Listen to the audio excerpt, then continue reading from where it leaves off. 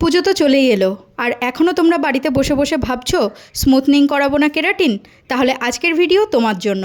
মাত্র 20 টাকা খরচ করো আর বাড়িতে বসেই তৈরি করে নাও এই ডিআইওয়াই হেয়ার মাস্ক। এটাকে তোমরা স্পা ক্রিমও বলতে পারো, আবার হেয়ার স্মুথনিং জেলও বলতে পারো।